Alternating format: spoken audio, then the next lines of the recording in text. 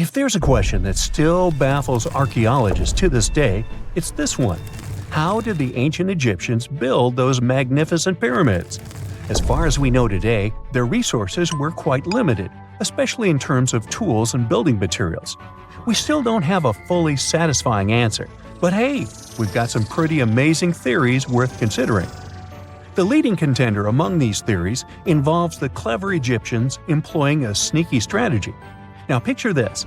They constructed a slanted and curving mound made of bricks, earth, and sand encircling the pyramid to be. As the pyramid grew taller and taller, they simply increased the height and length of this wacky structure. It's like they were playing an ancient game of Jenga. Now, how did they get those massive stone blocks up there? Well, according to the legendary ancient Greek historian Herodotus, they used sleds, rollers, and levers. It sounds like they turned construction into a supersized game of tug-of-war. And guess what? Herodotus also claimed that the Great Pyramid, the one from Giza, the granddaddy of them all, took a whopping 20 years to build. There's more. Herodotus also dropped a mind-boggling number on us. 100,000 men were supposedly involved in this pyramid extravaganza. Did they hire the entire Egyptian population? Well, it might not be as far-fetched as it sounds. These men were probably mostly farmers, so they probably focused on the pyramids when there wasn't much work to be done in the fields. Like during the flood season of the Nile River. Obviously, specialists in the archaeological community had something to add to this theory. By the late 20th century, they discovered some evidence that suggests the workforce might have been smaller and more permanent than previously thought. Instead of a massive army of 100,000 pyramid builders, they proposed that a modest crew of around 20,000 workers, accompanied by support personnel like bakers, physicians, and even spiritual leaders, could have gotten the job done. There was also this theory that claimed that the pyramids were actually built from the top downward. It suggested that these colossal structures were nothing more than isolated hills used as quarries. The stones were supposedly drawn from these hills, and over time, competing engineers took charge and transformed them into the iconic pyramids we know today. Now, before you dismiss this theory as a wild fantasy, some folks thought it wasn't completely crazy. After all, there are instances where isolated hills exist, so maybe this theory had a tiny glimmer of truth. Whether it involved ramp building or ingenious work schedules, one thing is clear. Those pyramids have definitely left their mark on history and on our imaginations. Now, speaking of ancient Egyptian mysteries, there's this gigantic unfinished obelisk sitting in ancient Egypt, and scientists are trying to figure out how it was shaped. Now, some people suggest that our industrious ancestors used handheld pounders to get the job done. One expert has a different take on the matter, though. He argues that if we take a closer look at the pattern left behind by the shaping tool, we'll notice something peculiar. The walls of the trenches surrounding the obelisk display a neat and even pattern, which is pretty unlikely if they were pounded away by mere mortal hands. According to this expert, those horizontal striations are usually the result of a tool that takes breaks while removing material, leaving its mark on the surface. But wait, there's more. Imagine the tool being rocked back and forth against the trench walls, clearing away the waste to keep the trench from narrowing. Well, in that case, the tool might have left some funky horizontal striations where it was pressed against the sidewall. This sounds like some fancy technology at play, don't you think? And guess what? The dynastic Egyptians probably didn't have access to that kind of know-how. Another famous Egyptologist from way back also uncovered a bunch of core drills during his adventures. Although the actual drill bits are missing, his collection houses these particular core remnants made of limestone, alabaster, and even granite. These constructions aren't the only amazing thing the ancient Egyptians left behind, though. As it turns out, the Egyptians were the genius minds behind the creation of the handheld mirror. Yeah, that little mirror you use every day to check yourself out. But here's the twist. These mirrors are like pieces of art. They were decorated with inscriptions and figures. But that's not all. The Egyptians had a serious concern with their appearance. They knew the importance of personal hygiene and looking fabulous. So, in their quest for pearly whites, they invented toothbrushes and toothpaste. Dental problems were pretty common back then, and their smiles weren't exactly all white. Dentistry wasn't their strongest suit, you see. Maybe their minds were distracted by all that pyramid building. So that doesn't mean those ancient toothpaste recipes weren't amazing. One delightful concoction included rock salt, mint, dried iris petals, and pepper. Some brave dentists in the 21st century tried it out, and it worked pretty well. Ground-up ash was also used in another recipe to create a tooth cleansing paste. Mint was missing, so that didn't do much for their breath. That's when the genius Egyptians came up with the world's first breath mints. They made tablets from heated spices like cinnamon, and they mixed it with honey. Now, let's shift gears to home decor, Egyptian style. They surely took ornamentation to the next level. While the concept of decorating furniture started in Mesopotamia, the Egyptians cranked it up a notch. They went all out with different colors of ink and even developed various weights of paper. Oh, and let's not forget about those cute little area rugs we all have in our homes today. Guess who came up with the idea? Yep, the Egyptians. They used the versatile papyrus plant to make those cozy rugs. And speaking of trends, the Egyptians loved their knickknacks. They had an assortment of small figurines in the shapes of cats, dogs, and people. These statues were made from various materials, like simple sun-dried mud to the ultimate bling of gold. It all depended on how loaded you were. The Egyptians were also all about farming, and they knew that clean water was crucial for their crops and animals. That's why they came up with some nifty inventions and techniques to make sure their land was fertile and their plants were happy. First off, they had the genius idea of using ox-drawn plows. They had two types of plows, heavy and light. The heavy plow would strut its stuff, cutting deep furrows in the soil, while the lighter plow followed behind, fluffing up the earth. But they didn't stop there. After plowing, the Egyptians would break up clumps of soil and sow the rows with seeds. To give those seeds a good old squish into the furrows, they'd march their livestock across the field, effectively closing up the furrows. But hey, all that hard work would be pointless if their seeds were as dry as the Sahara. That's where irrigation comes into play. The Egyptians were so good at it that other cultures, like the Greeks and Romans, couldn't help but copy their techniques. Now let's switch gears and talk about the marvelous architecture of ancient Egypt. These folks weren't just skilled farmers, they were also architectural maestros. They built these fancy canals to carry water to farms and villages, and boy, did they know how to make those canals look pretty. Just imagine strolling along a canal lined with ornate structures. The pharaoh Ramesses the Great was quite the overachiever when it came to construction. One of his mind-blowing creations was the construction located at Abu Simbel. This building was designed so that twice a year, the sun would shine directly into it and illuminate the statues of Ramesses. And let's not forget about the corbelled arch. Without this architectural gem, we'd be missing out on some mind-boggling structures like the Great Pyramid. The Egyptians knew how to make things stand tall and proud, thanks to their engineering and construction wizardry. They built grand halls and inner sanctums that make your jaw drop, and some of these temples doubled as astronomical observatories. Consider the Great Pyramids, one of the original 7 wonders of the world and the only one that still exists today. Did you know that the pyramids of Giza weren't the only pyramids out there? And they weren't even the first ones. First, there were the pretty good pyramids, but they didn't catch on. Nah, I made that up. Back to the story. In ancient Egypt, it was believed that kings were chosen by gods to serve on earth as their mediators. In the afterlife, they were expected to become gods themselves. The pyramid complex was built to make sure that the king had everything they might need in the afterlife. The complex included the pyramid, a palace, and temples. The tomb in the pyramid, where the king was buried, was filled with many things they might need, like furniture, food, and gold vessels. Actually, the first pyramid had been built 80 years before the first pyramid of Giza appeared. Overall, there were around 100 of them. Some weren't finished though, since the construction took a while and not every pharaoh lived long enough to see the end of the construction. And now let's talk about the construction itself. The biggest of the pyramids of Giza is as tall as a 40-story building. So how on earth did they manage to build a structure that massive 5,000 years ago, long before machines and other equipment appeared? Well, let's figure it out. So Pharaoh Khufu ascended the throne around 2575 BCE, and his architects started the construction of the oldest and biggest of the pyramids of Giza.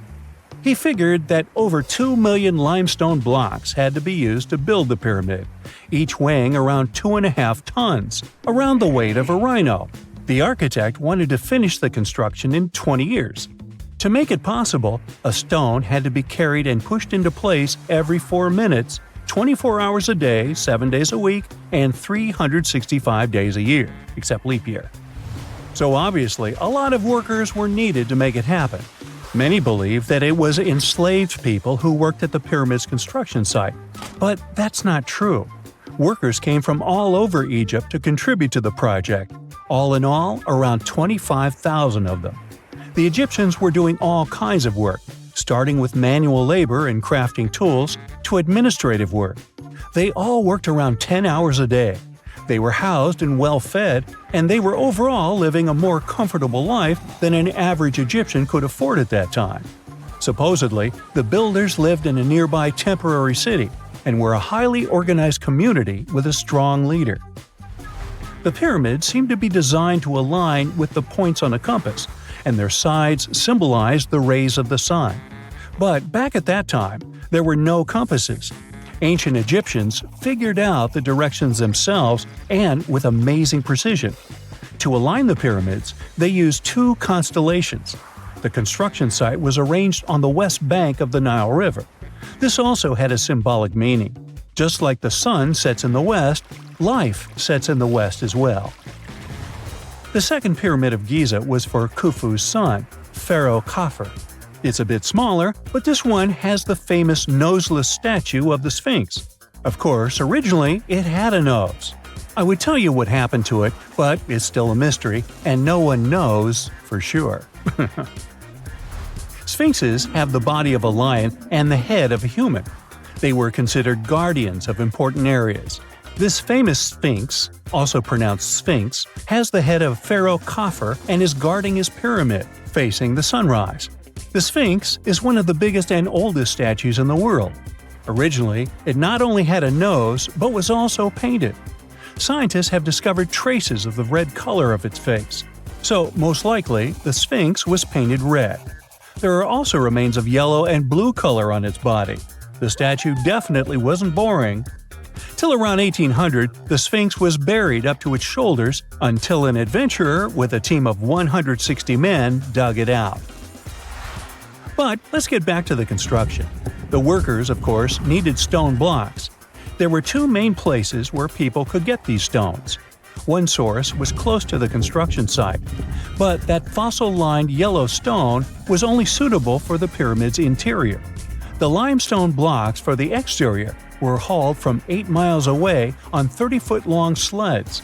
Apparently, it wasn't too hard to pull them. The sand mixed with the right amount of water was pretty slick, and 10 people could move a sled even with a rock weighing so much. Surprisingly, cutting off a block of limestone wasn't the biggest problem. When in the ground, it was soft and could be split relatively easy. But after getting exposed to the air, limestone hardens. So the most difficult part was to shape the blocks.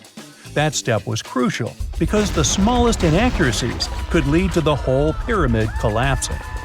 So, okay, those limestones were mined, carried on a sled, shaped, and then what?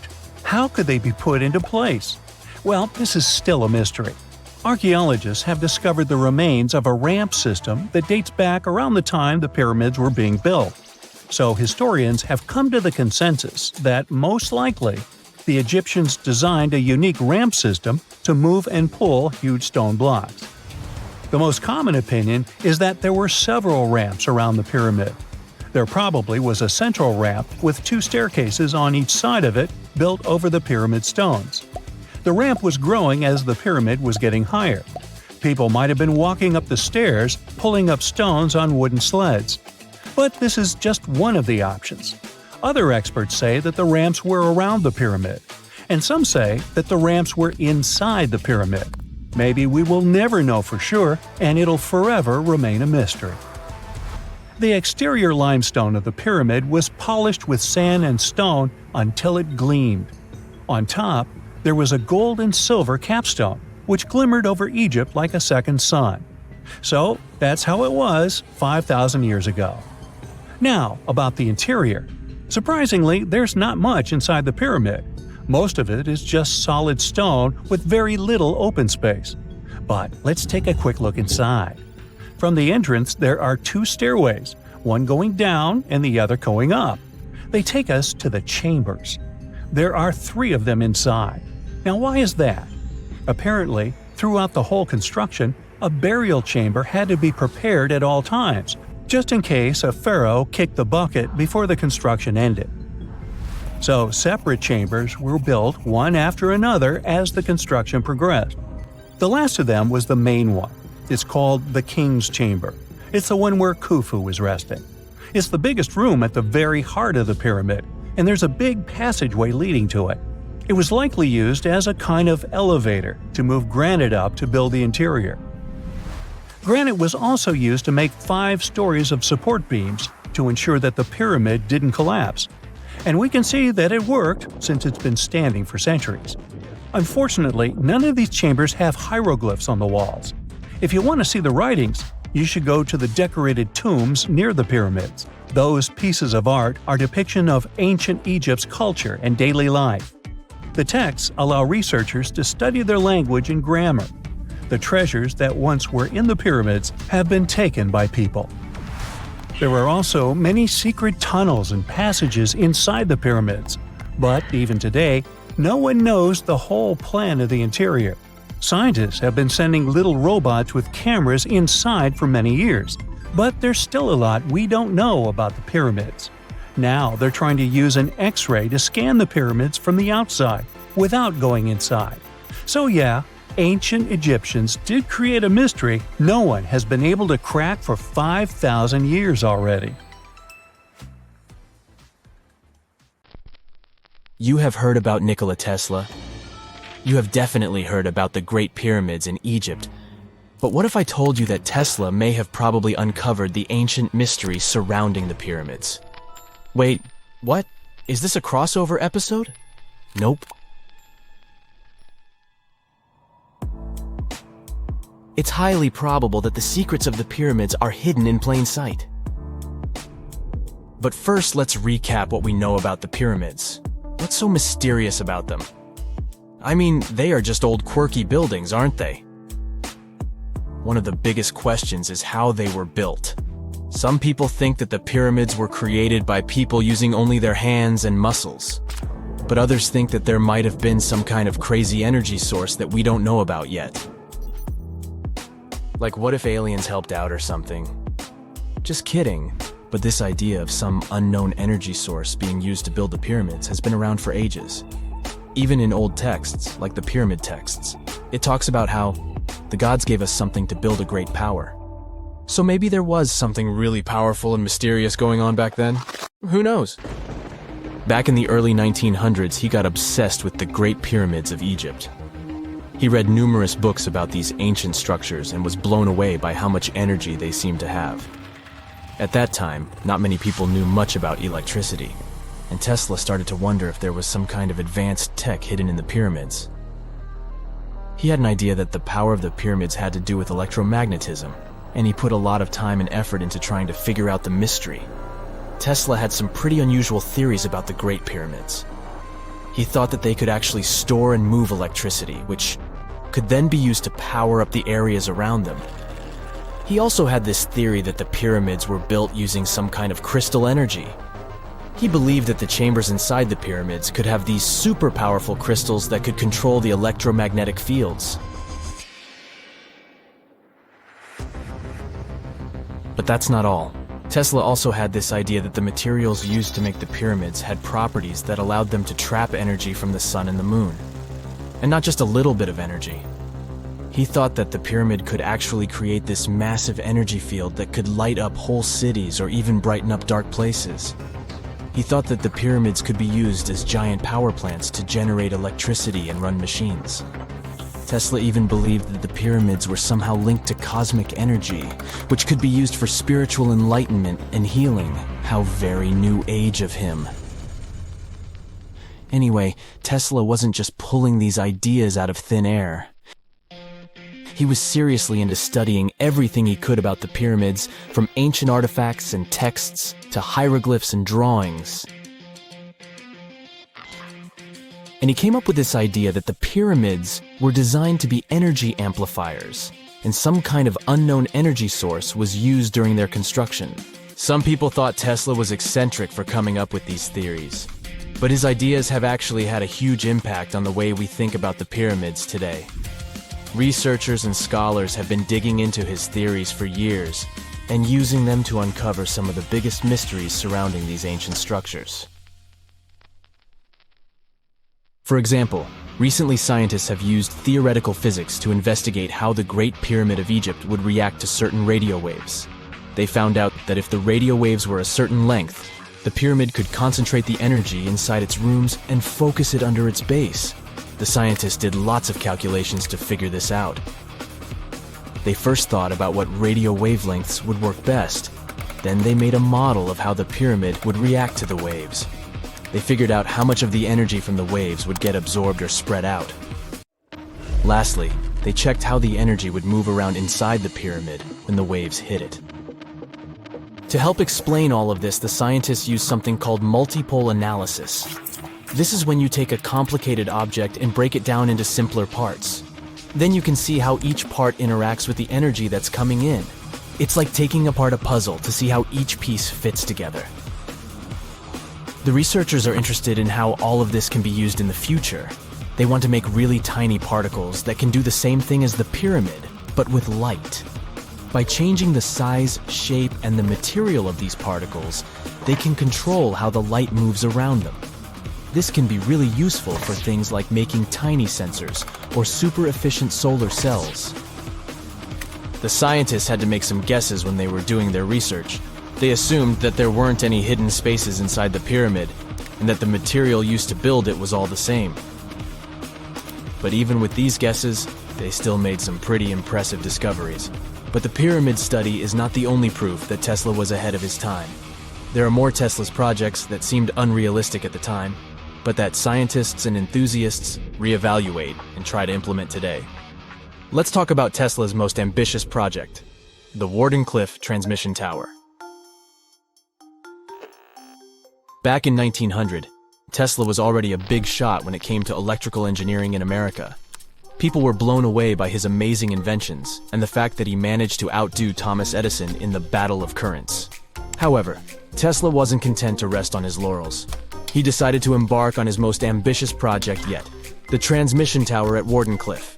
It was built between 1901 and 1905, and it was based on one of Tesla's breakthrough ideas. He had a vision to make the impossible possible by creating a global wireless communication system. It would use Earth itself as a conductor, transmitting music, news, stock market reports, secured military communications, and even facsimile images. Does it sound familiar? Right, it sounds just like the internet that we use today, only without the use of any wires. But Tesla had a much bigger dream in mind: to transmit power wirelessly. He already proved that high-frequency signals could be sent without any wires using his Tesla coil transformers, and this sparked his obsession with wireless energy transmission. His vision was to not only transform the way we communicate, but also to find a way to transfer power currents globally by tapping into the Earth's natural energy. Tesla believed that there was an abundance of free energy all around us that could be used for humanity's benefit. In 1899, he conducted some top-secret experiments and got convinced that it was possible to transmit electrical power through the Earth's upper atmosphere. This is actually how the Wardenclyffe Tower was created. It was supposed to be the prototype station for a network of towers all over the globe that would provide the whole world with wireless energy. Unfortunately, Tesla didn't have the resources or the patience of his investors to bring this project to fruition. It ran into all sorts of financial problems and roadblocks, and in 1917, the unfinished tower was finally torn down for scrap metal to pay off Tesla's mounting debts. Now it remains a sad reminder that even the greatest minds can sometimes fall short of their dreams. The original red brick laboratory, however, is still there, and it is the only Tesla lab that has survived. Fun fact, in 2017, a film crew made a crazy discovery. They used ground-penetrating radar to explore the area around Wardenclyffe, and they found a whole series of tunnels stretching for hundreds of feet underneath the site. Nobody knows exactly what these tunnels were used for, but people have been speculating for years that they were part of Tesla's grand plan. Wardenclyffe, of course, is a major landmark for Tesla enthusiasts from all over the world. Who knows? Maybe someone will finally crack the mystery of the tunnels one day. But even if they don't, the legacy of Tesla and his amazing ideas lives on. Imagine working 7 days a week on a large-scale construction site. You, along with thousands of others, carry millions of stone blocks and put them on top of each other according to a complex system. You work without modern construction equipment. You have no air conditioning or constant access to water. It's so hot outside that you can fry eggs on the road. You've been building the pyramid for decades, and now, when it's finally done, you enjoy the result of the colossal work of thousands of people. You're looking at a giant cultural monument of global value that will freeze in time and amaze people for tens of thousands of years.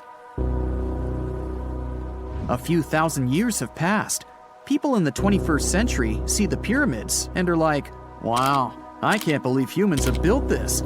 Yeah, the people who built the pyramids wouldn't have appreciated such a theory. But actually, there are reasons to believe that people built it using some fantastic technology. From the outside, it seems the Great Pyramids are just big triangles of stone. People just put some heavy blocks on top of each other, and that's it. In fact, the design seems too perfect to be true. The pyramid consists of more than 2 million blocks. They lay so close to each other and are so even that you couldn't squeeze even a thin sheet of paper between them.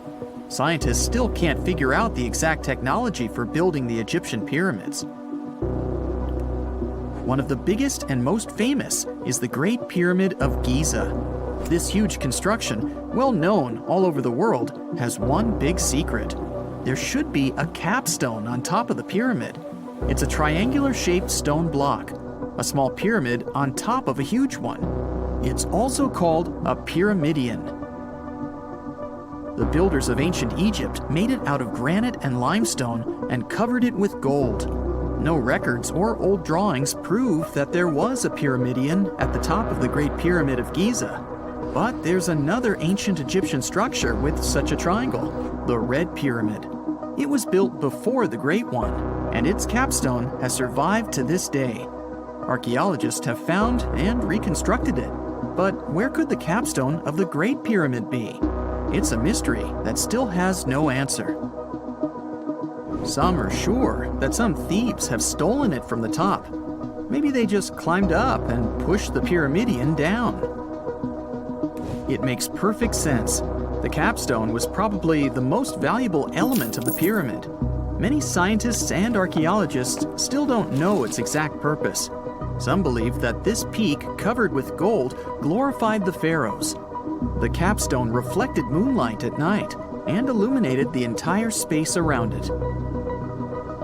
During the day, the capstone reflected sunlight with its shiny surface. You could have noticed it from afar. The top of the pyramid was a kind of guiding star for lost travelers. All other stone blocks of the pyramid consist of limestone. People polished them to make them look shiny. In the past, they were even glowing and reflected light. You could see glowing pyramids from space, although they looked like tiny lights. Over thousands of years, winds, sandstorms, and rains have changed the pyramid's appearance. If people had taken care of them all this time, they would have looked like something out of science fiction movies, or the pyramids from Las Vegas. But unfortunately, we will never see their original appearance. Some archaeologists and scientists believe that the capstone could absorb the sun's energy and distribute it evenly throughout the pyramid. No one knows precisely why the Egyptians needed this technology. There's a theory the pyramids are ancient energy systems. The pharaohs applied this energy to use some unique technologies that were more advanced than all the achievements of the 21st century. And the triangular shape of the pyramids was ideal for boosting this electromagnetic energy. In theory, solar radiation, or electromagnetic forces, accumulated at the top of the pyramid, filled the inner rooms, and then went down the walls to the base. Any surface distortion could prevent the flow from spreading, so they had to create a perfectly smooth surface. That's why they installed the blocks so that nobody could squeeze a needle or razor blade between them. Many people believe in this theory because they built the pyramids from limestone. This material can hold energy inside itself. In the inner part, they created granite deposits to cause air ionization, that is, to create an electric charge. They also dug channels under the pyramid for water to transmit electricity. And at the top, they put a gold capstone, the best conductor of electricity. So, this is how you get a great power generator. Different cultures used similar technologies to create electricity all over the world. But these are all theories. If it had been working, humanity would have used these technologies today.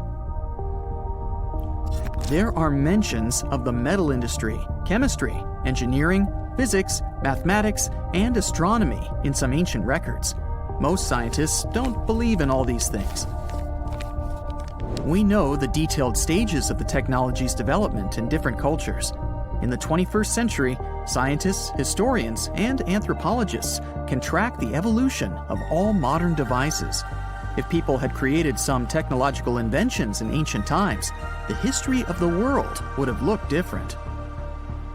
Perhaps all the achievements of antiquity could have been wiped off the face of the earth by global cataclysms.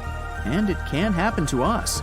Just imagine how people would dig up a laptop in 5,000 years.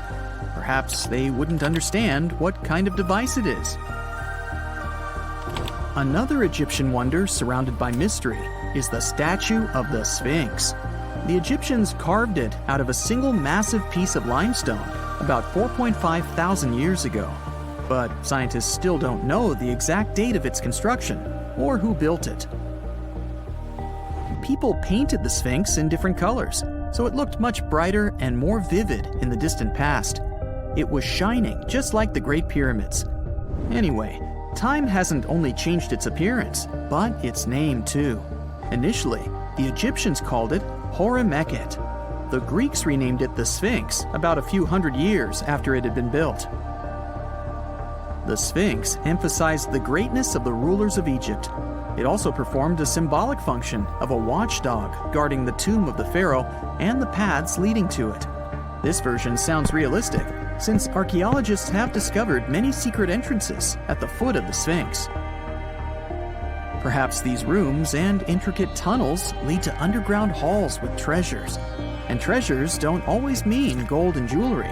According to legends and theories, the Sphinx guards the Hall of Records, the storage of all humankind's knowledge. The information about the ancient mythical state of Atlantis could be there. You can find many detailed maps of the internal dungeons of the Sphinx on the internet. They show structures 12 stories deep under the statue. It looks like a small city filled with gold, scrolls of knowledge, and various ancient artifacts. But don't believe all these maps. These are just theories. Several thousand years have passed, but people have very little information about it. Archaeologists know that there are still many strange and exciting things about the Sphinx that are still undiscovered. Some locals are afraid to research because they believe they can awaken something terrible from the underground depths.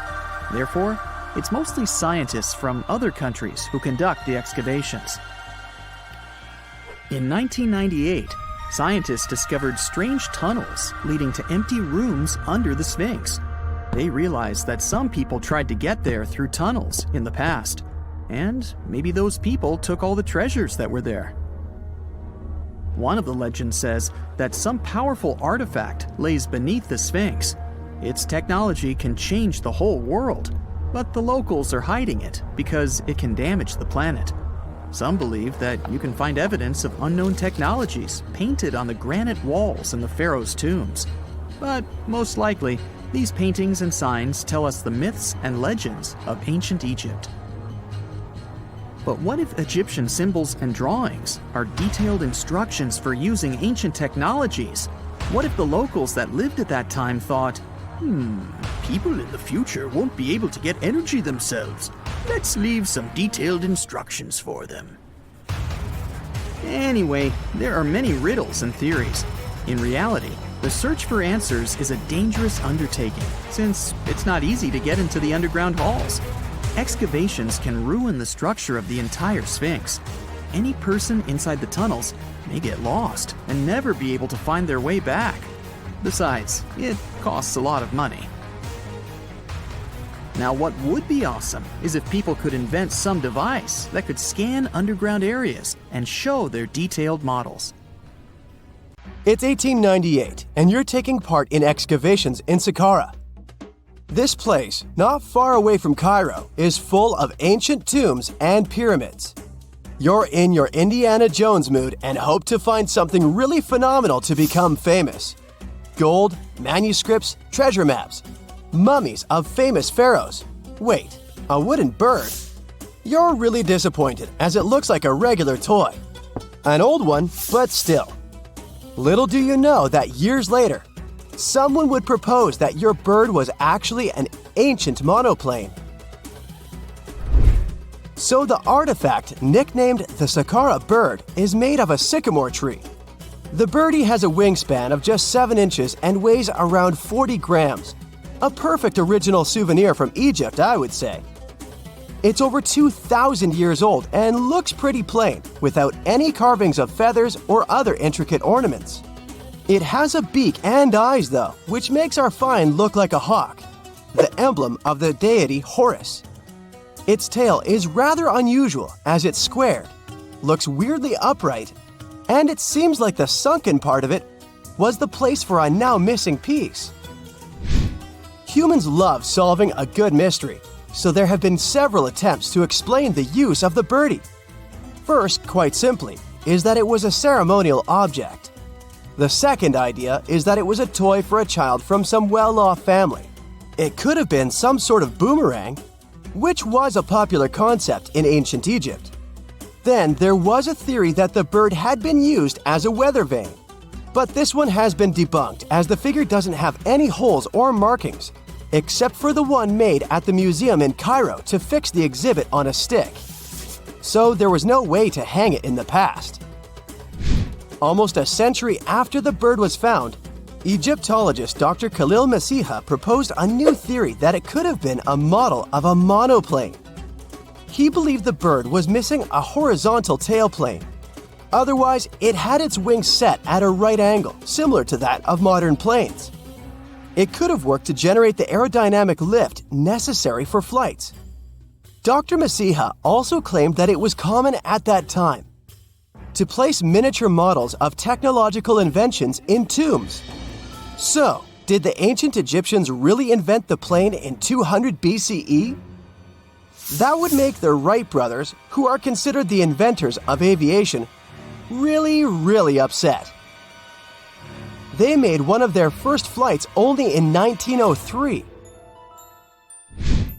There's just one way to know for sure, and that is to test the model. But you know, the ancient museum in Cairo would unlikely let one of their cherished exhibits fly around like a toy. That's why glider designer Martin Gregory built a similar model, this time of balsa wood, and concluded that even with the missing tailplane, the plane wasn't much of a flyer. Case solved? Not really. This didn't sound convincing enough to the History Channel, so they invited an aerodynamics expert to build another replica of the bird. He tested it in weather conditions similar to those in Egypt and was impressed with the little plane's abilities. So, if they did invent the prototype of a plane back in the times of pharaohs, it would be a good example of an oupart. That's an out-of-place artifact, an object that's way ahead of its time in terms of technology or history. And the Saqqara bird isn't the only example of such a revolutionary concept. In 1901, a group of divers retrieved the Antikythera mechanism from an underwater shipwreck near the Greek island of Antikythera. It's been dubbed the world's first analog computer, and it's currently dated around 100 BCE. The bronze mechanism could tell the position of the sun, moon, planets, and stars, as well as the lunar phase, the dates of upcoming solar eclipses, and even the speed at which the moon moves through the sky. No one's sure who used it and how or where it was made. But it's obvious that it's extremely precise and way too advanced for its time. The first flushing toilets in the world were invented in the middle of the 20th century. Just kidding. The ancient Minoans on the Mediterranean island of Crete and the Indus Valley civilization both came up with this brilliant invention at the same time, around 4,000 years ago. The plumbing and sanitation were so well done that no one managed to design anything better until 2,000 years later. One ancient Minoan lavatory was discovered at the Palace of Knossos. It looks like it had a wooden seat set over a tunnel that directed water from a rooftop reservoir to an underground sewer. Other varieties got water from jugs. Only the super rich people could afford all this glory. So if you wanted to shop for real estate back then, the flushing toilet would be a telltale sign you were in the rich neighborhood. Automated doors became a cool, seemingly new invention back in 1931. But the technology behind them is actually much older. Think the 1st century CE old. Mathematician and engineer Heron of Alexandria came up with a hydraulic system to open and close temple doors. To bring it into action, you need to light a fire to produce heat. There was a brass pot under the fire, half filled with water. The inventor connected the brass pot to containers that acted as weights. When the fire was burning, the water moved into the containers. They went down and pulled the ropes. It was nothing like a supermarket door that opens in front of you before you even have time to think. Heron's door took hours to open, and there was no way to stop the process. That's why they only opened the doors once a day before people entered the temple, to add some mysticism at the temple during ceremonies. Spooky. Looks like the first ever battery was invented in Baghdad around 2,000 years ago. A German archaeologist found this oval-shaped clay jar in 1938. Scientists are still not sure what purpose it served and who exactly invented it. There is a theory that it was used for electroplating objects with precious metals. When they filled it with a weak acid like vinegar, the battery produced around 1 volt of electricity. Another theory says it was a vessel for sacred scrolls. Would you like to buy contact lenses designed by Leonardo da Vinci himself? In 1508, he invented a glass lens with a funnel on one side. You were supposed to wear it with water inside to improve your vision. Sounds a bit uncomfortable, doesn't it? So, around a century later, French scientist René Descartes decided to improve the idea and make the cornea contact the future lenses. Contacts because they contact your eyes, get it? The glass tube with liquid did help improve vision, but blinking was sadly impossible. 2.5 centuries later, new technologies in the glass industry let scientists design contacts that would fit in the eye and even let the wearer blink. Thanks, guys! Still, those lenses were made of heavy blown glass and didn't let the eye breathe. About 50 years later, contacts became plastic, lightweight, unbreakable, and scratch-resistant, but still covering the entire eye. And then, in 1948, an English optical technician accidentally sanded down a plastic lens and figured out they'd still be in place even if they covered only the cornea. Imagine you're living in 19th century London and need to send a message to New York. It would have taken about 10 days to get there by ship. So when delivery time went from days to hours in 1858, it was a true sensation. The first message was sent by Queen Victoria herself.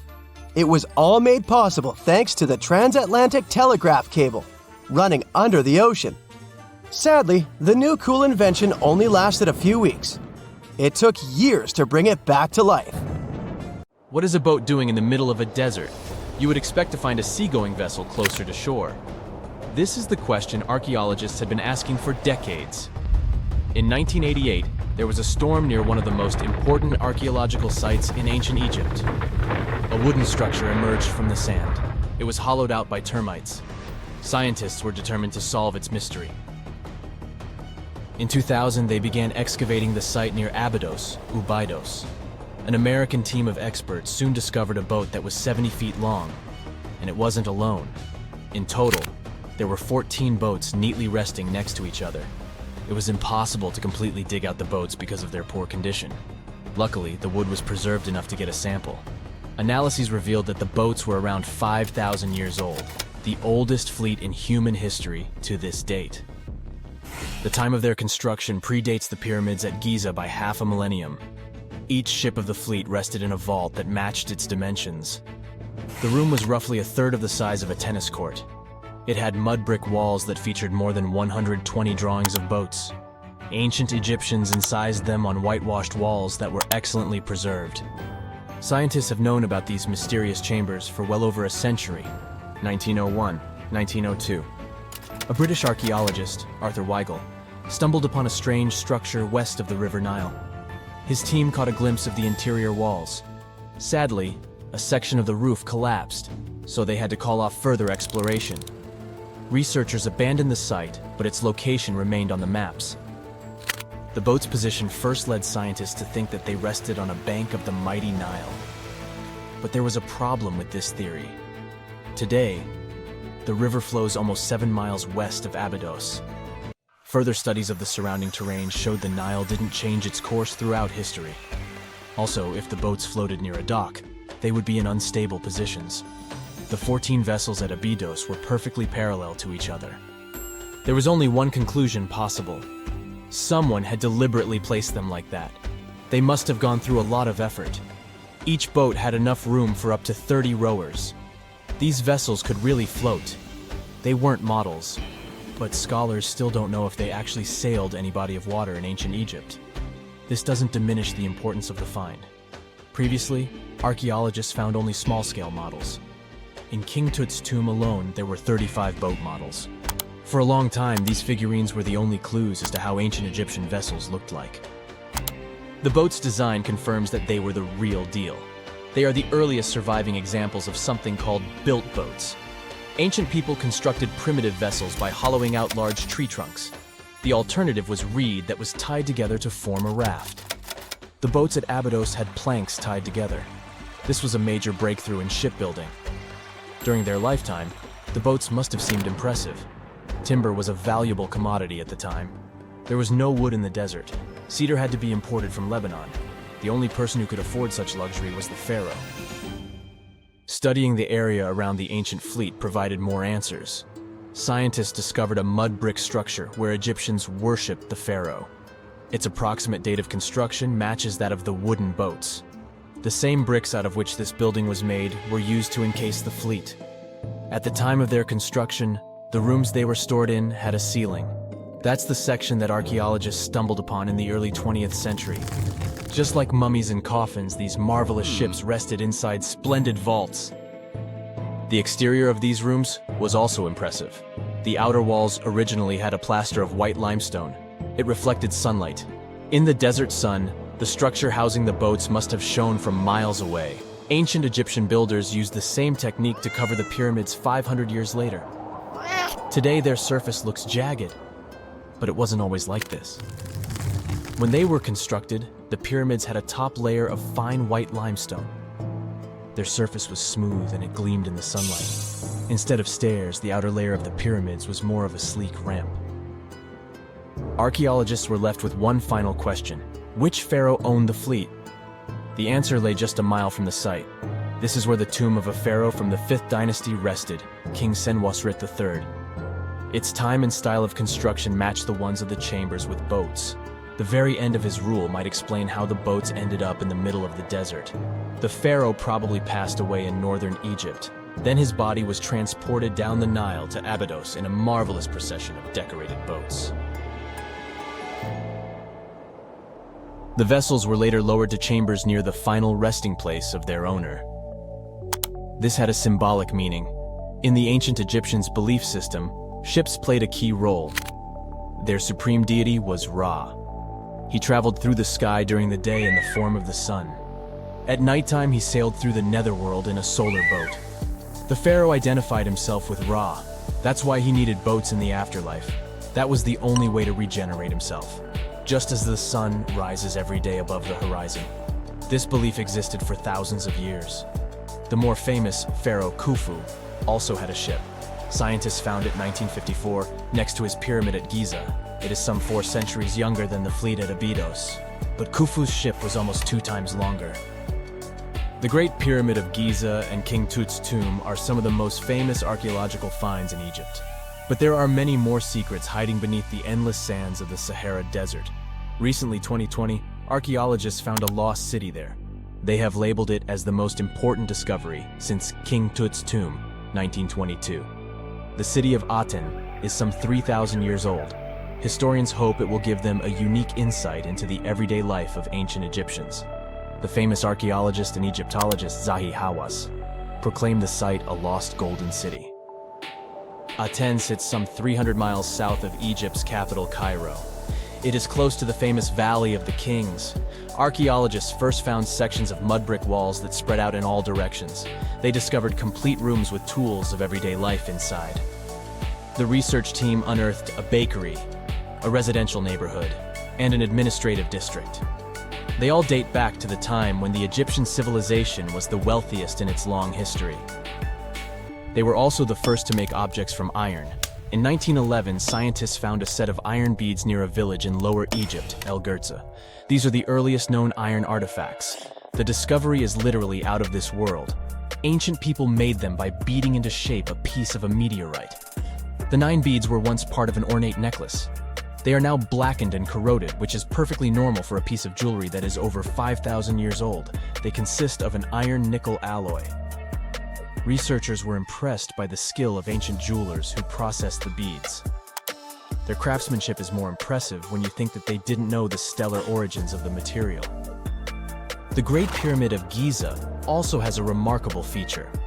An international research group investigated the electromagnetic response of the structure to radio waves.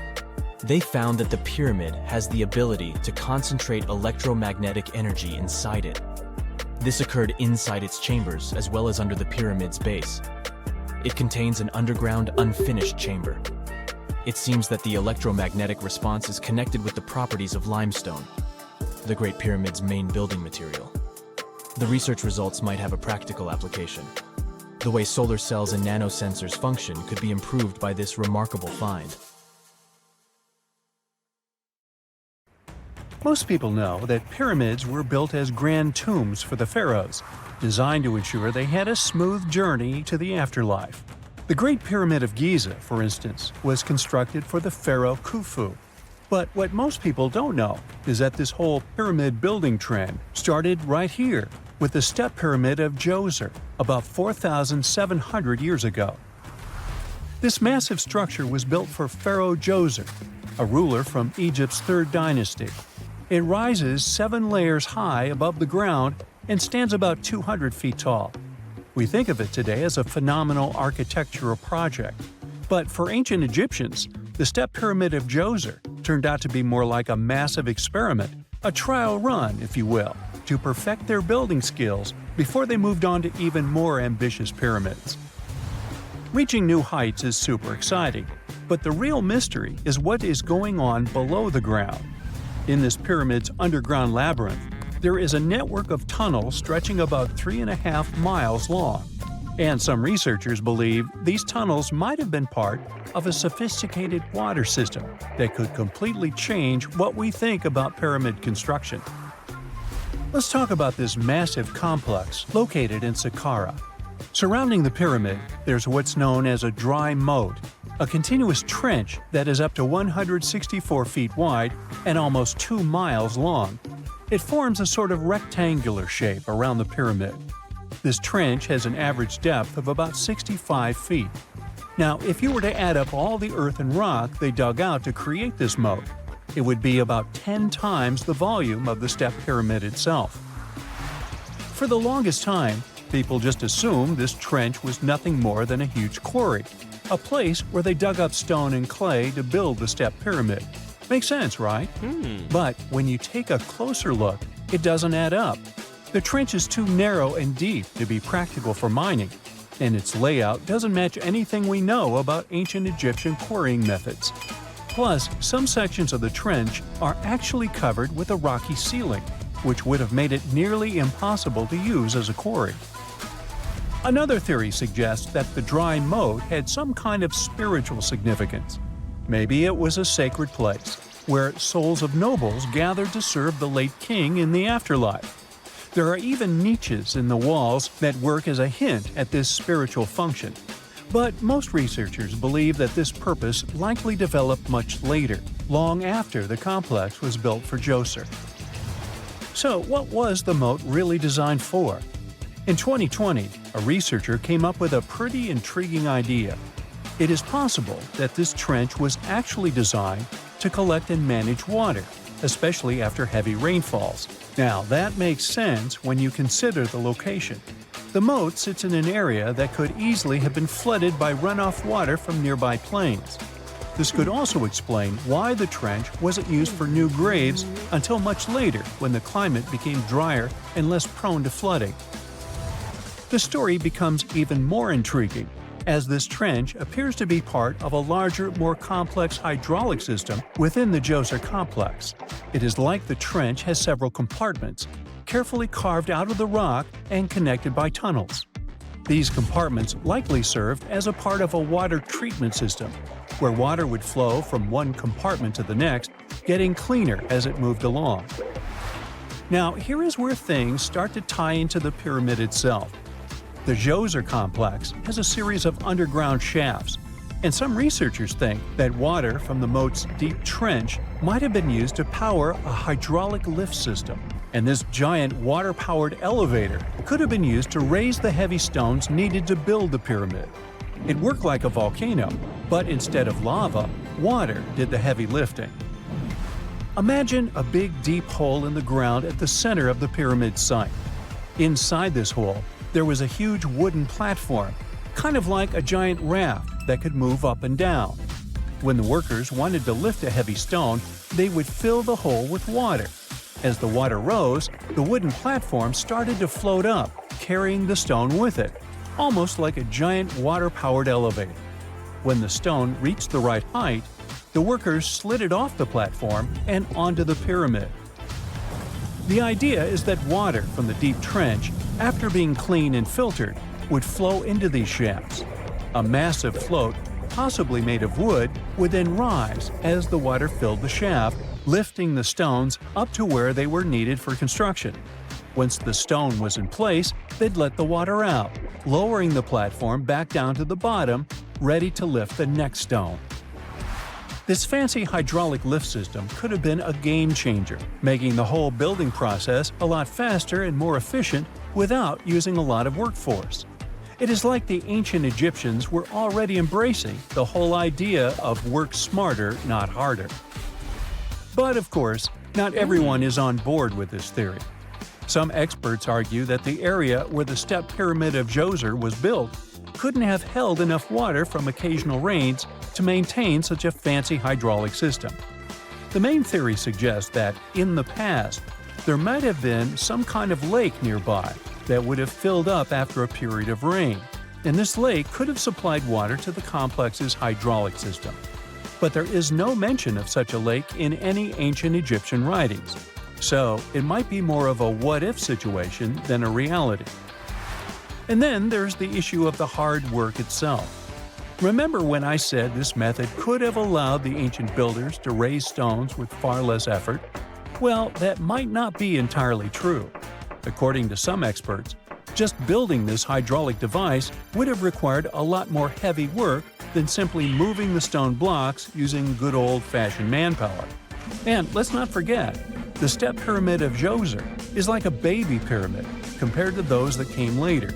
The stones used for Djoser's pyramid weighed, on average, about 660 pounds each, which is nothing compared to the more than 2.5-ton blocks used later for the pyramid of Chephren. If this cool water lift theory gets completely ruled out, we still need to explain how this pyramid was built in the first place. To answer that, we need to rewind a bit and talk about the original plans. See, before Djoser's tomb became a pyramid, the idea was to construct a simple mastaba. This type of tomb was pretty common in earlier periods, a flat-roofed, rectangular structure with sloping sides. But after the original mastaba was finished, they decided to expand it a bit by adding more layers on top. And then they added even more layers, until the construction reached 6 distinctive steps, each one smaller than the previous. And they probably did all this by raising those heavy stones using ramps, not a water-powered elevator. There is still so much we don't know about the step pyramid of Djoser. More research is definitely needed to fully understand how this system worked, or if it even existed at all. But the idea of using water to help build the pyramid adds a whole new layer to our understanding of ancient Egyptian engineering. It's a powerful reminder of just how clever and resourceful those builders were, using the natural landscape and the power of water to create one of the most iconic monuments in history. Wow! Scientists have found a lost city beneath Egypt's pyramids, and it's incredibly large, bigger than the biggest target you can imagine. Underground chambers, passageways, and vertical structures. Scientists have no idea what purposes they serve. But let's start from the very beginning. Italian and Scottish scientists studying the Pyramid of Khafra discovered something that looked like secret tunnels under 3 pyramids. This find might change what we know about ancient Egypt. The expedition, called the Khafra Project, was led by Corrado Malunga from Pisa, Italy, and Filippo Biondi from the University of Strathclyde, Scotland. Their mission was to focus on exploring Khafra's pyramid, the second largest on the Giza Plateau. Scientists uncovered a massive structure beneath the Pyramid of Khafra. Could it be an ancient Egyptian underground city? The experts analyzed the data they had and came to the conclusion that 8 large vertical structures could be hiding beneath, possibly wells or shafts. They extend a staggering 6,500 feet across. Imagine placing 2.5 Burj Khalifas on the ground, one after another, and you get the sheer size of this find. These shafts also plunge nearly 2,000 feet underground. Some of the deepest underground stations in the world are located at a mere 380 feet underground or so. These cylindrical shafts are surrounded by spiral paths. Picture some old Gothic castle. They're connected to 2 giant, weirdly shaped chambers. Are those cubes? Or possibly bowls? Each of these chambers is likely more than 260 feet across. Now, even though we know about the structures now, no one has figured out their original purpose yet. Want to hear something even more shocking? Okay then. The team is almost sure that similar access points can be found under all 3 pyramids. In other words, all of them might be linked by a hidden system of underground tunnels, chambers, and passages. Even deeper, about 4,000 feet under the surface, there might be more unknown structures. And doesn't it add to the mystery? But the coolest news is that, according to some team members, these hidden structures near Giza pyramids could align with the legendary Halls of Amenti. In ancient Egyptian mythology, it's a place where people are believed to arrive when they're close to the end of their days. There, they are said to take a 3-day-long trial, facing their biggest fears. Now, how did scientists even discover these hidden spaces? To uncover them, researchers used 2 satellites positioned 420 miles above Earth. They sent radar signals to the Giza Plateau, and these signals generated detailed images, which were later compiled into a 3D model of the underground layout, including the newly detected shafts. Then, using synthetic aperture radar or SAR technology, which is a type of radar that can penetrate through stone, the team also spotted 5 small room-like structures hidden deep within the pyramid. One of these chambers contained a sarcophagus, which was once thought to be the tomb of Pharaoh Khafra. But now, scientists believe this was a mistake. The true burial site is likely to be elsewhere. In any case, these 5 hidden rooms were completely unknown before the scans. They seem to be arranged in the center of the pyramid and are linked to underground pathways leading somewhere below the structure. There's an opinion that these tunnels could lead to more hidden chambers and wells. Some of them might be around 4,500 years old. Wow! What if they help us solve ancient civilization mysteries? Preliminary data suggests that all this underground space can be much more than a few empty chambers. There might be many more hidden structures near the Giza pyramids. How come? Well, the thing is, the structure appears to include hollowed-out sections with spiral pathways leading even deeper underground. Refining the images hinting at this could reveal an extensive subterranean network. It might be a whole city hidden under the surface. Now, despite the excitement surrounding these findings, there are also a lot of people who don't believe in the existence of the underground city. They're skeptical about the archaeological discovery in Egypt due to the lack of peer-reviewed verification. That's why several archaeologists and radar experts have challenged the validity of the claims. They've explained that the technology used to make the discovery may not be advanced enough to produce such detailed underground imagery. According to them, the 5 smaller chambers found near the surface could be natural formations, since the area had had sacred significance long before the construction of the pyramids. Some experts have even dismissed the use of radar methods in this context altogether. They call these methods scientifically unproven and question their accuracy. The discovery has also reignited discussions about ancient Egyptian myths and the possibility of hidden texts lying somewhere beneath the Giza pyramids. The layout of the newly detected underground chambers shares similarities with mythological accounts of the Hall of Records, a rumored chamber that could preserve early Egyptian wisdom. If confirmed, these findings could significantly reshape the understanding of Egypt's sacred topography.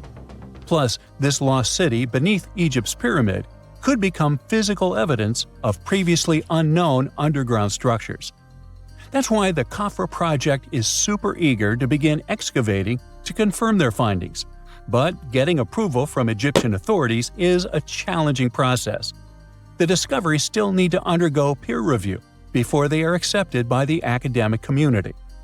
By the way, this recent archaeological discovery in Egypt comes on the heels of another discovery involving a weird structure beneath the Royal Giza Cemetery, which researchers believe is unnatural in origin. Archaeologists use remote sensing techniques and uncovered a mysterious L-shaped structure underground in the Western Cemetery of Giza. This area is known to house burials of royal family members and high-ranking officials. Many of the tombs in the cemetery have above-ground mastabas, rectangular stone or mud brick structures with flat roofs.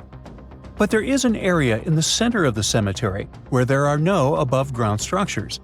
To investigate this unexplored region, the team used electrical resistive tomography and ground-penetrating radar.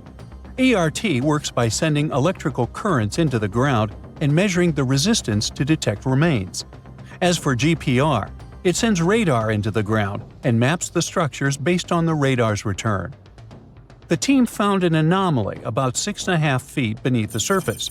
It appeared to be an L-shaped structure measuring at least 33 feet in length. The readings suggested that the structure had been backfilled with sand after its construction. This made the team hypothesize that it could be a mix of sand and gravel, or possibly an air void. This anomaly was classified as a highly resistive structure, which meant it didn't occur naturally. Motoyuki Sato, the study's lead author and professor at Tohoku University in Japan, claims that the structure is not a natural formation due to its sharp shape. Another weird thing about ancient Egyptian pyramids is that historians have long believed that they were built primarily for royals and high-status individuals who had the wealth and power to create such massive structures. However, new research from the archaeological site of Tombos in modern-day Sudan challenges this assumption. The thing is, Tombos' pyramid may have served as burial sites for low-status workers as well as elites. The hard-working members of ancient communities may have found their last resting place in some of the most visible monuments, including the pyramids. Located along the Nile River in the ancient region of Nubia, Tombos became part of Egypt after its conquest of the area around 1400 BCE. That's when Egypt established the site to strengthen its colonial control. Workers at Tombos built pyramids, but those were much more modest than the famous pyramids of Giza. The research team reanalyzed 110 human skeletons from Tombos, originally studied in 2012. In particular, they examined the entheses, the areas where tendons and ligaments attach to bones.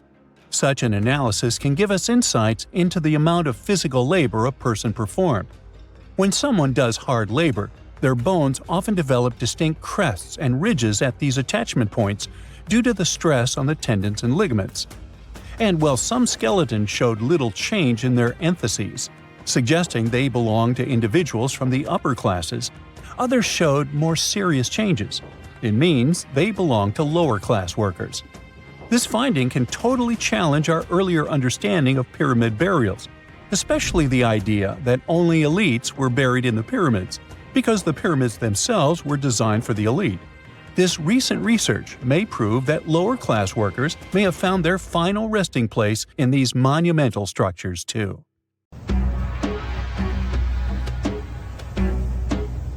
This is not a dune set.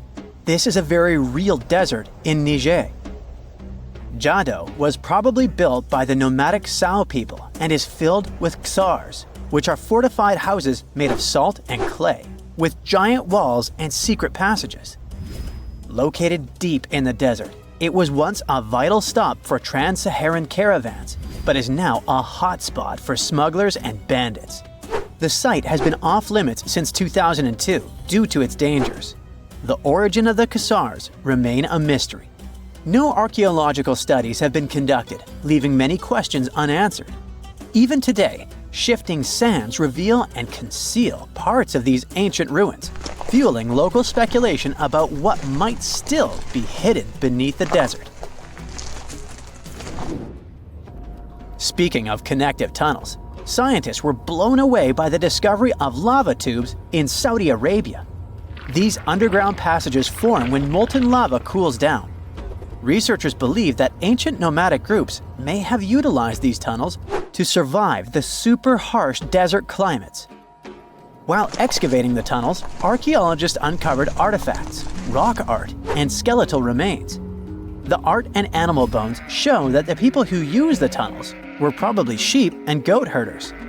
They're still piecing together whether these groups lived in the tunnels for extended periods or just used them as temporary shelters. The Great Pyramid of Giza has been standing for thousands of years, but it's still hiding secrets. Using special scanning technology, scientists found two hidden structures under an ancient burial ground. The first is a shallow L-shaped structure, and below it is a much larger space that could be a final resting place or a chamber. The smaller structure was filled with sand on purpose, while the deeper one might be an empty chamber.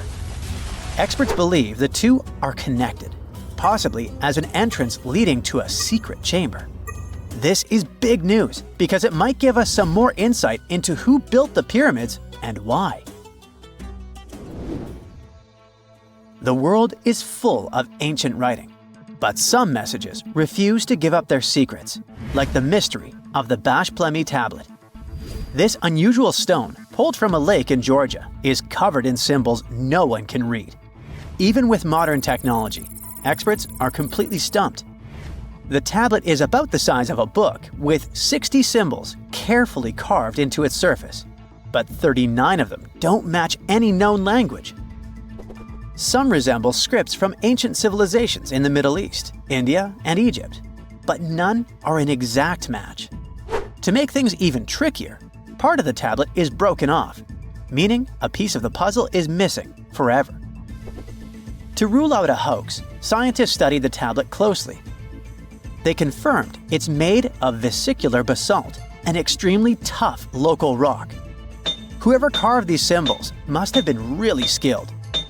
Based on similar archaeological finds, experts believe the tablet could date back thousands of years, possibly to the late Bronze or early Iron Age. Some symbols repeat, which could mean their numbers. Maybe it's an inventory list, a record of battles, or even an offering to the deities. Until someone cracks the code, the Bash Plemi tablet remains an unsolved mystery from the depths of history. Experts are still stumped with what this Minoan disc might mean. The Phaistos disc is one of the most mysterious finds from the Minoan civilization. This 6-inch clay object, discovered in 1908, has strange spiral markings that no one has fully decoded yet. The disc has 241 symbols on both sides, showing everything from people and animals to tools and plants. Experts have come up with many theories about what the symbols mean. Some think it's an early form of Greek. Others suggest it's a prayer or a hymn. And some even believe it could be a letter from a king in Anatolia to a Greek ruler. Let's see who will be the first to figure this out. It's always a fun day at an archaeologist's office when they find something as big as a 2,000-year-old marble head. A French archaeologist mission went digging inside an old medieval house near Alexandria in Egypt and found a statue's head depicting an old, possibly ill man. This statue dates from the last Egyptian dynasty before it became part of the Roman Empire, and the site where it was found is associated with the likes of Cleopatra and Mark Antony. For archaeologists, even the smallest finds at this site means a lot. You've heard of Lucy, right? The Australopithecus that was an early ancestor for us humans. Well, scientists found some of her species' footprints somewhere in Tanzania. The so-called Laetoli footprints are over 3 million years old. The trail stretched 88 feet and has about 70 footprints, left behind when a bunch of early humans walked across some wet volcanic ash. What's cool is that these early humans were already walking on 2 feet, like us, not all hunched over like apes. The close spacing of the prints shows they probably had short legs and a shorter stride than we do today. In an ancient Egyptian temple, archaeologists uncovered a shrine unlike any other, a place dedicated to falcons and 2 mysterious deities. One deity had a falcon's head, while the other wore a crown with a sun disk and cow horns. But the most baffling discovery was an inscription that read, "It is improper to boil a head in here." At the heart of the shrine, there are 15 headless falcons carefully arranged on a pedestal, likely as offerings to the falcon-headed deity. One theory suggests the birds were boiled first, perhaps to pluck their feathers, before being placed in the shrine, following the strange rule carved into stone. Archaeologists also found a 13-inch iron harpoon nearby. Its true purpose remains unknown, although the shrine also held remains of fish, mammals, and bird eggs, suggesting that the rituals may have included feasting. And speaking of ancient Egypt, meet Hathor. Scientists named her after the ancient Egyptian deity of motherhood, music, and singing. This wooden statue, housed at the Metropolitan Museum of Art, was thought to be just a beautiful artifact, until a surprising secret was uncovered. Using an X-ray machine, experts found a mechanical operating system inside it, with pulleys and axles connecting her shoulder to her left leg. When activated, the system made her hand raise and lower, an engineering marvel from over 3,000 years ago. The statue was created during Egypt's Middle Kingdom, around 1800 BCE, and is often compared to 19th century automata due to its advanced design. It's believed the statue was used in religious ceremonies, symbolizing Hathor's role in dance and music. An unexpected discovery happened in northern Kuwait, where a Kuwaiti-Polish team uncovered a mysterious 7,500-year-old statue. The statue features an elongated skull, no mouth, narrow eyes, and a flattened nose. This feature is thought to be an Ophidian figurine, named after the Greek word for snake, and it was likely made by the Ubaid culture, a civilization known for their pottery skills. While no one knows exactly what role this weird statue played, it might have been linked to rituals or symbolic practices. Some scientists think these figurines, found in homes or final resting places, were tied to important cultural beliefs. We couldn't mention unresolved mysteries of this world without speaking about these elongated skulls. In the deserts of Peru, researchers uncovered 5 ancient skeletons, 2 with unnaturally elongated skulls. While head shaping was common in many cultures, these skulls defy explanation. Local legends tell tales of the so-called gentiles, a mysterious race banished underground by the powerful deities. Some say this is what the skulls represent. Others think this is some type of genetic anomaly, which was confirmed after finding an infant skull, too large to be artificially shaped. Whenever you hear about ancient ruins, you almost never picture them being suspended somewhere, or just randomly hanging on the branch of a tree, right? In fact, for most of the ancient artifacts we have exposed in museums all over the world, archaeologists did quite an impressive amount of digging. You see, buildings have this funny way of fading away over time if not properly taken care of. Sometimes we need to reuse some building materials, so an older construction may be sacrificed in the process. Other times, houses are abandoned, and once they are exposed to the elements on the surface, like rain or sunlight, they don't really stand a chance. Some just simply crumble away due to good old erosion. So the only way a piece of architecture can survive the test of time is if it's somehow gotten buried deep down. Now, how did they end up buried in the first place? Well, it's quite the comedy of errors. Ancient cities had a habit of gradually raising their ground level like a kid adding toppings to their ice cream sundae. You see, these settlements were always busy collecting food and building materials to keep up with their ever-growing population. But hey, who has time to deal with waste and rubbish? It wasn't exactly high on their to-do list back in the day. So when it came to building new houses, ancient civilizations found it much easier to save their sweat and tears by piling up the rubble and constructing right on top. But that's not all. Rivers would also occasionally flood and deposit a layer of sediment on the city floors, further encapsulating those ancient constructions. And in those dry regions like the desert, where the wind likes to show off its sand and dust dance moves, you can bet it was a constant struggle to keep the establishments clean. One hilarious example is the Sphinx, which had its head buried in sand until a group of archaeologists unearthed it in 1817. Some ancient towns eventually got covered up because they were completely abandoned. With less human activity to control their expansion, plant seeds couldn't resist the opportunity and sprouted all over the place. They gobbled up carbon dioxide from the air and grew, adding more and more bulk to the ground. Those cheeky roots even decided to stabilize the soil made from decaying plant matter, creating layers upon layers of earthy goodness. It's like the ultimate DIY project Mother Nature embarked on, with plants as her loyal helpers. The act of digging into the secrets of ancient civilizations is not just about unearthing a lost world. It's also an epic quest to reveal the hidden treasures beneath layers of history. But how do archaeologists know where to dig in the first place? If everything is covered in layers upon layers of sediments, debris, and plant roots, they must have some sort of system they rely on before embarking on a new project, right? For starters, they're not always the ones suggesting an archaeological dig in a certain location.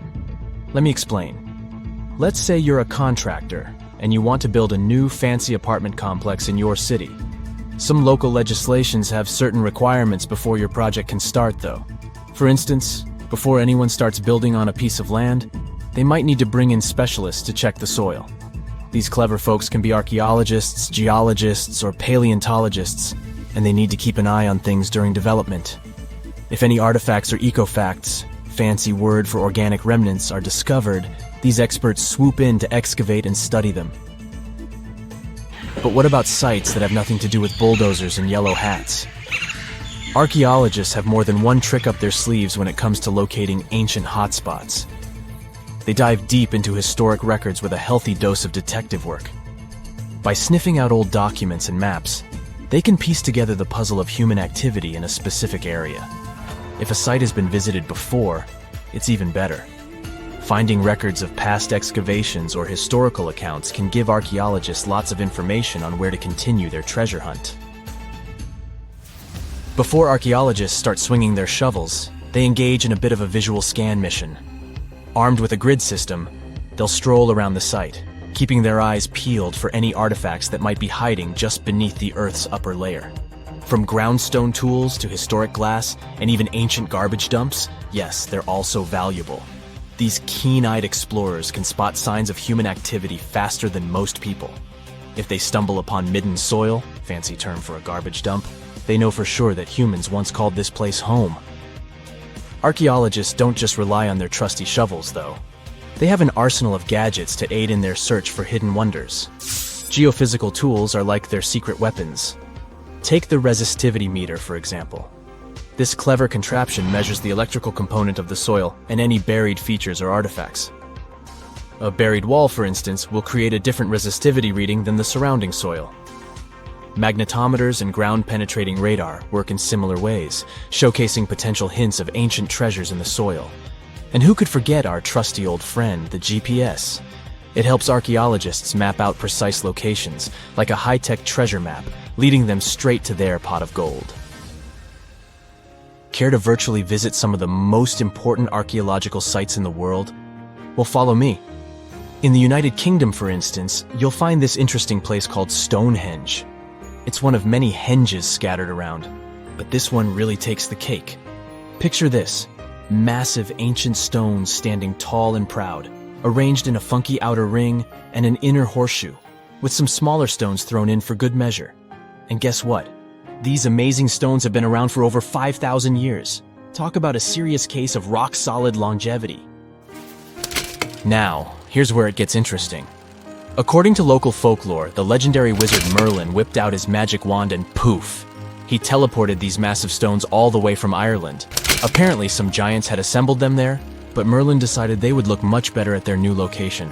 Others think it's just the ruined remains of an old Roman spiritual edifice. These amazing structures were built by our Bronze Age ancestors. With their simple tools and limited tech, they managed to create this monumental masterpiece. Impressive, right? Unfortunately, there's still so much we don't know about this area. Stonehenge's initial purpose remains a mystery to this day. Sure, there are lots of theories, but scientists have yet to agree on the subject. However, we do know that it's perfectly aligned to catch the sunrise during the summer and winter solstices.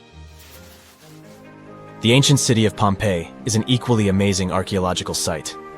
Picture this: Mount Vesuvius, a notorious troublemaker, decided to throw a volcanic tantrum and completely covered this ancient Roman city. It turned it into a time capsule, located outside present-day Naples in Italy. Fast forward to the year 1748, when a bunch of adventurous explorers stumbled upon Pompeii. Lo and behold, they discovered a treasure trove of well-preserved goodies: streets, houses, food. Probably a bit stale by then. Blingy jewelry, fancy sculptures, colorful frescoes, everyday household items, and even animal and human remains.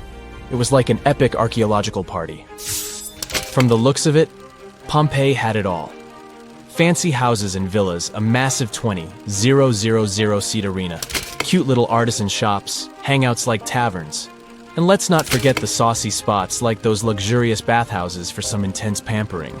There's also the Sanctuary of Apollo, where people used to gather for their daily dose of worship. And of course, the bustling heart of the city, the Forum of Pompeii, where all the cool people used to hang out. And guess what? Pompeii is so cool that it made it to UNESCO's World Heritage List back in 1997. That's like the ultimate Hall of Fame for historical awesomeness. It also includes many other famous buildings and sites, like the Taj Mahal in India and the Acropolis of Athens in Greece. 2 centuries ago, a 31-year-old Frenchman stormed into his brother's office in Paris. He had only one thing to share. "I've got it!"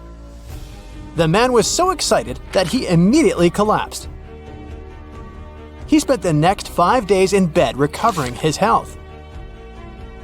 Who was this mysterious person, and why was he so thrilled?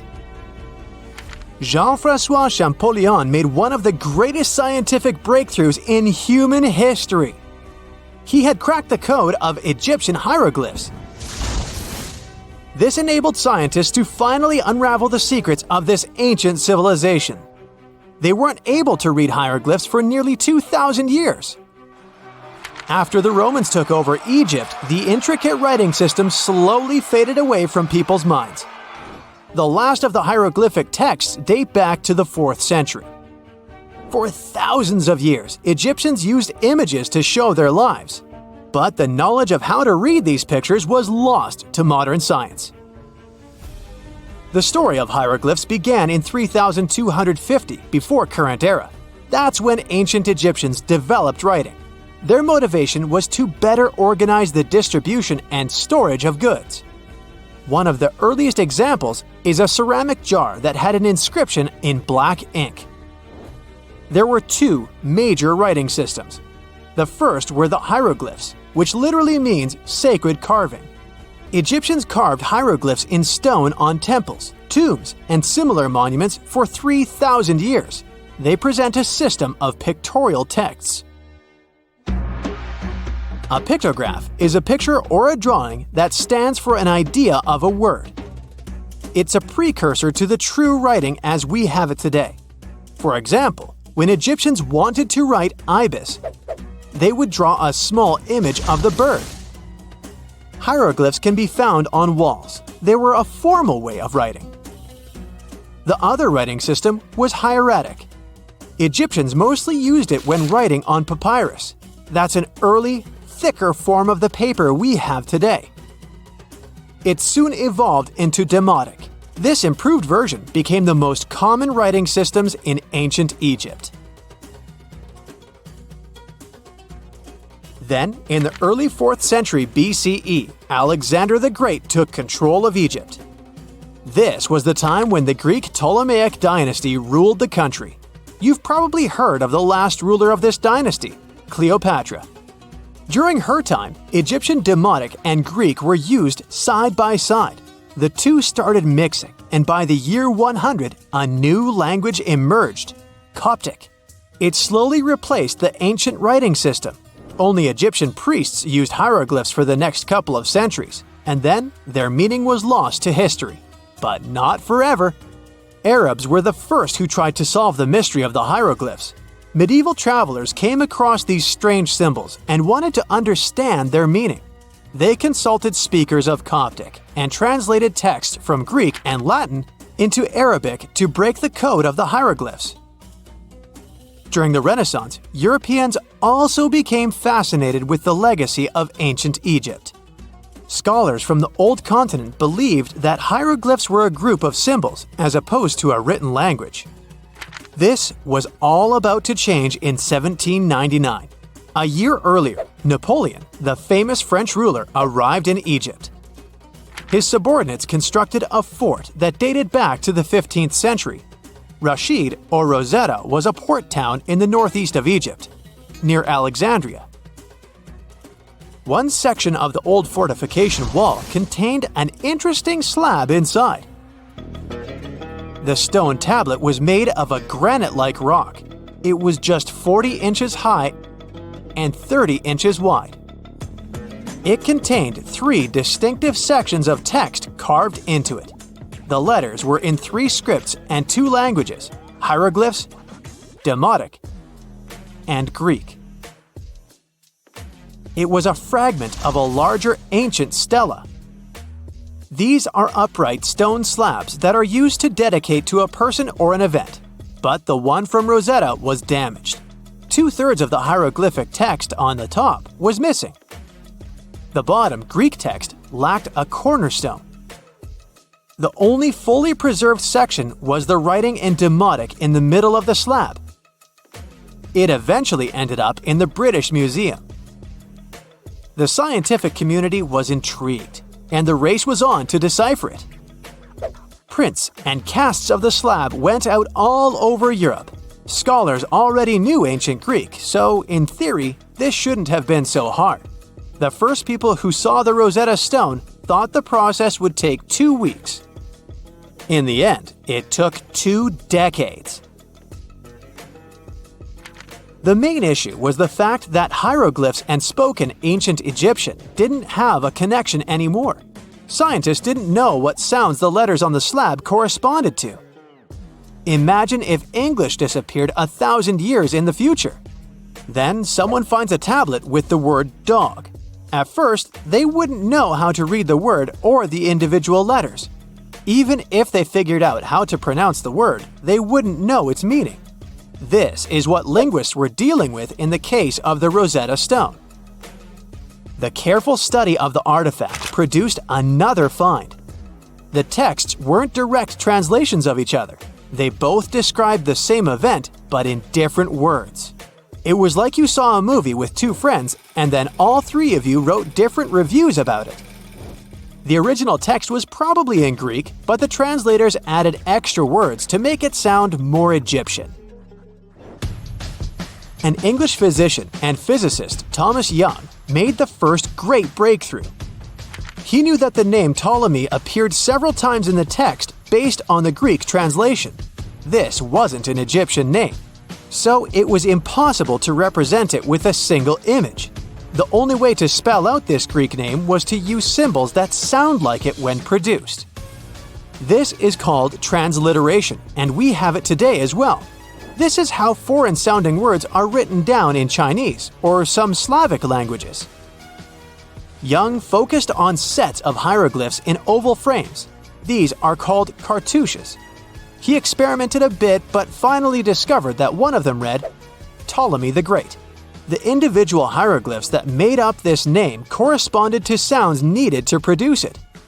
This is where our mysterious man from the beginning of the video enters the picture. Champollion picked up where Young left off. He knew Coptic, so the Frenchman was able to determine what many other hieroglyphs sounded like. The eureka moment was close. It came while he was studying a cartouche from a site dedicated to Ramses II. It had 4 symbols. The last 2 were the same. He determined this was the sound S. The first symbol was the sun. This is Ra or Re in Coptic. So the cartouche read Ra something SS. Can you already guess the name? Of course, it's Ramses. This breakthrough finally cracked the code. Ancient Egyptian wasn't a mishmash of cool-looking images. It was a phonetic language that Jean-François Champollion discovered in September of 1822. The stone slab is today known as the Decree of Memphis. The Egyptian Council issued it in this city in the year 196 before current era.